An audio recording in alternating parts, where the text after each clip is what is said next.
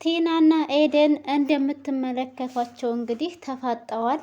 ኤደንም በጣም ነው ደንግጣ እየቀረችው ማለት ነው። ምክንያቱም ከዳንኤል ጋር ተያይዘው እሷ ደግሞ ሳይታወቅ እነ ካሌብ ቤት መታ ቁጭ ባለችበት አጋጣሚ ወደ እነሱ ቤት ሲመጡና ቤት ውስጥ ሲገቡ እሷን እዛ ሲያገኛት ዳንኤል በጣም ነው የደነገጠው። መጀመሪያ ላይ እንግዲህ እነ ካሌብ ቤት ቆይታ ወደ ቤት ሲሸኛት ካሌብ ዳንኤል እና ቲና በመንገድ ላይ ሲሄዱ አይተዋቸው ነበረና እንዴ ይችናት እንዴ አዲስ እጮኛው እያለች ዳንኤልን ስትጠይቀው ዳንኤል በጣም ተናዶ ተረባብሾ ስለነበረ እኔ አላውቅም አላቅልሽም ሲላት እንዴ ቆይ አንተ ምን ሆነህ ነው እንደዚህ የተበሳጨኸው ስትለው እሱም ደግሞ ምንም የማውቀው ነገር የለም ይልና ተናዶ ከቲና ጋር ተለይቶ ይሄዳል ማለት ነው። ከዛ በኋላ እንግዲህ ያው ቤት መታ ነው ወይኔ ቲና እያለች ስትል የነበረውና ካሌብ ማነው ዳንኤል እና አባትየው ደግሞ የካሌብ አባት ዝም ብሎ እየተመለከቷት የካሌብ አባት በጣም ግራ ተጋብቶ ቲናን ይመለከታታል። ሲመለከታትም ዳንኤል እንግዲህ አባዬ አየሃት አይደል ገና ለገና እኮ ካሌብ ከሆነ ሴት ጋር ሲሄድ አይታው ነው እንደዚህ የምትንጨረጨረው እያለ ይነግረዋል ማለት ነው።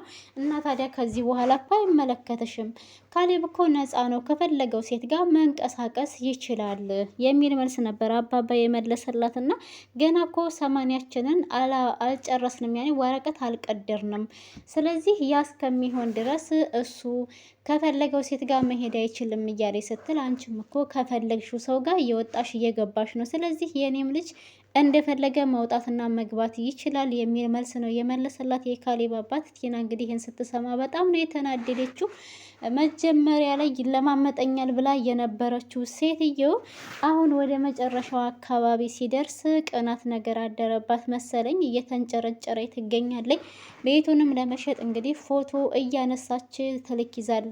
ለምንድን ነው ፎቶ የምትልኪው ብሎ የካሌብ አባት ሲጠይቃትም ቤቱን እያስገመተች እንደሆነ ልትሸጥ እያስማማች እንደሆነ ስትነግረው ይሄ ቤት እኮ በጭራሽ አይሸጥም ይላል የካሌብ አባት። እሷ ደግሞ እሱን እኮ አንተ ሳይሆን መወሰን የምትችለው እኔ ነኝ እያለች እንግዲህ የካሌብን አባት ልክ ቤቱ በእሷ ቁጥጥር የሆነ አስመስላ እያወራች ነበርና አይ የኔ ልጅ እኔ ይህንን ቤት በጣም ነው የምወደው ስለዚህ አይሸጥም እያለች ትባለች። አይ እሱም በኋላ የምናወራበት ይሆናል በዚህ ቤት ላይ ደግሞ መወሰን የምችለው እኔ ብቻ ነኝ ስትለው እንግዲህ ካሌብ አባትም እሺ እኔ ልጅ ምናልባት ከዚህ የተሻለ ቤት ገዝተሽልኝ ይሆን እንዴ እያለ እየቀለደባት ነው። እና ዳንኤል ደግሞ እንግዲህ ያው የእነሱ ዝምታ በጣም ስላስፈራው አንቺ ልጅ ቤትን የሚያህል ነገር ልትሸጭባቸው የተሰናዳሽ እየተዘጋጀሽ እንደሆነ እያወቁ ለምን ዝም ያሉ ይመስልሻል? እባክሽን ጥንቃቄ አድርጊ፣ የሆነ እየተደበቀ ነገር አለ፣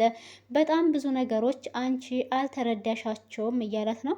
እሷም ደግሞ ምንም ነገር ማምጣት ስለማይችሉ ነው ምንም ነገር ማምጣትና ማድረግ እንደማይችሉ ስላወቁ ዝም ነው ያሉት ትለዋለች ማለት ነው። ቲና ላለበረታት ነው እንጂ ቲና እሷንም ቢሆን የነ ካሌብ ዝምታ በጣም ሳያስጨንቃት ቀርቶ አይደለም። ምክንያቱም ቤታቸውን ላያቸው ላይ ትሸጥባቸው እያለች እያስማማች ፎቶ እያነሳች እየላከች እንዴት ነው ታዲያ እነሱ ዝም የሚሉት ያለምንም ምክንያት ማለት ነው። ዳንኤል ግን ነገሩ ስለገባው ነው እባክሽ አንቺ ተረጋጊ እያላት ያለው።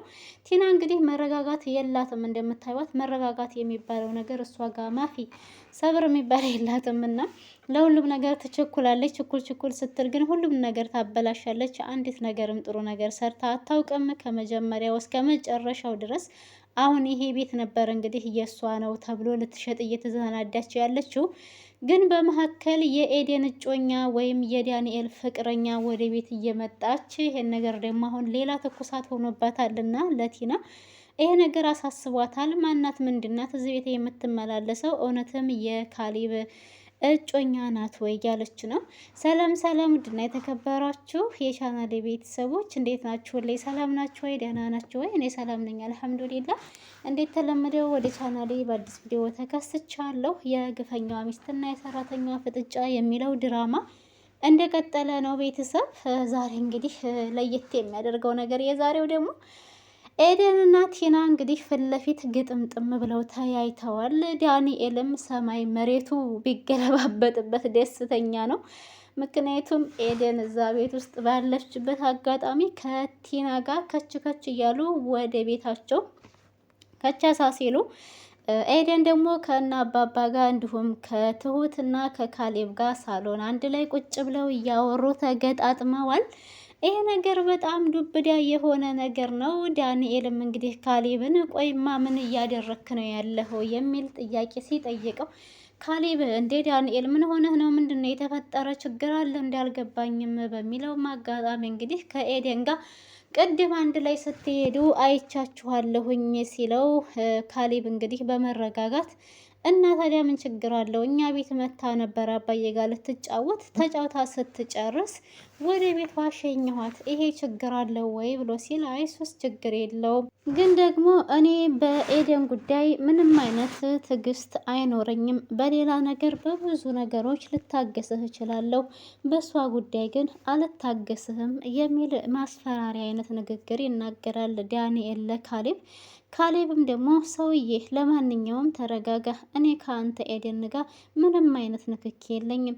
ቤታችን ስለመጣችና ስለቆየች ወደ ቤቷ ነው የሸኘኋት። ይሄ ደግሞ ጥፋት መስሎ ከታየህ ከዚህ በኋላ አልሸኛትም የሚል መልስ ይመልስለታል። ዳንኤልም ያው ምንም አይነት ነገር እንደሌለ ሲገባው ለመረጋጋት እየሞከረ ነው። በእርግጥ የካሌብ አባት ይችን ልጅ አንተ ነህ ማግባት ያለብህ፣ በጭራሽ ከቤታችን ልትወጣ አትችልም፣ አንተ ነህ የምታገባት እያለ በተደጋጋሚ ቢጠይቀውም ካሌብ ግን በእርግጠኝነት ፈቃደኛ አይደለም ማለት ነው። ማለት ፈቃደኛ ሊሆን አልቻለም እስካሁን። ግን እስኪ ቆይመት አባዬ ተረጋግቼ ላስብበት፣ ከዛ በኋላ እነግርሃለሁ ብሎታል።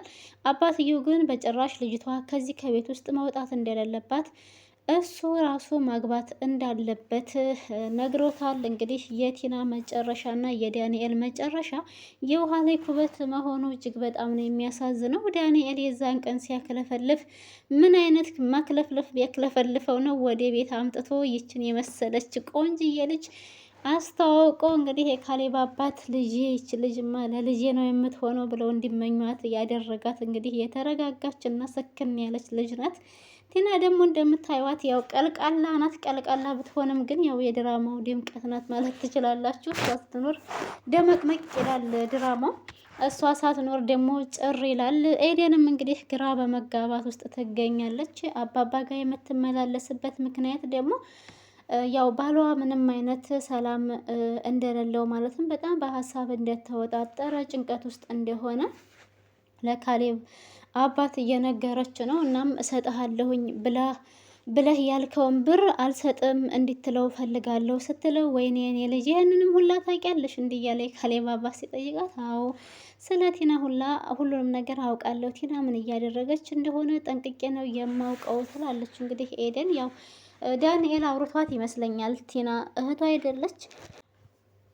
ቲናም እንግዲህ ዳንኤል ቤት አልነበረም እና የቤቱን ጉዳይ ከአባባ ጋር ካወራች በኋላ ወደ ውጭ ወጥታ ዳንኤል የሚቀመጥበት ቦታ ላይ ሄዳ የተፈጠረውን ነገር ትነግረዋለች። ቤት ለሚገዙ ሰዎች ቤቱን ፎቶ አንስቼ ስልክላቸው በጣም አሪፍ በሚባል ሁኔታ በአሪፍ ብር ገምተውልኛል፣ ግምቱ በጣም ብዙ ነው እያለች ስትለው፣ ጭራሽ እንደዚህ አደረግሽ?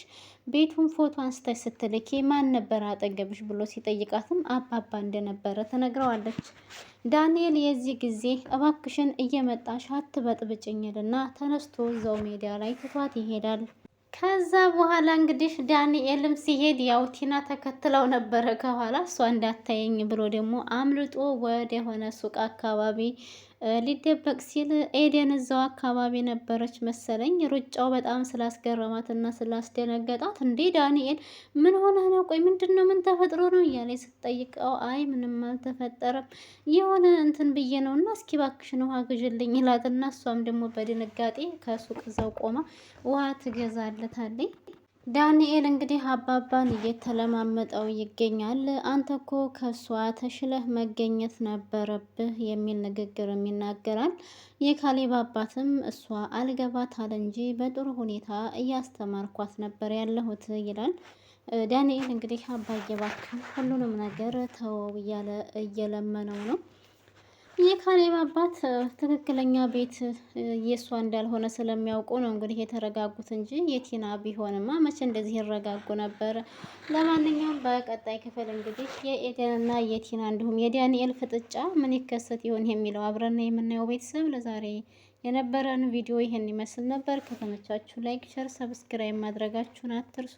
ያላችሁበት ሰላማችሁ ይብዛ እያልኩ ለነበረን ቆይታ ከልብ አድርጌ አመሰግናለሁ።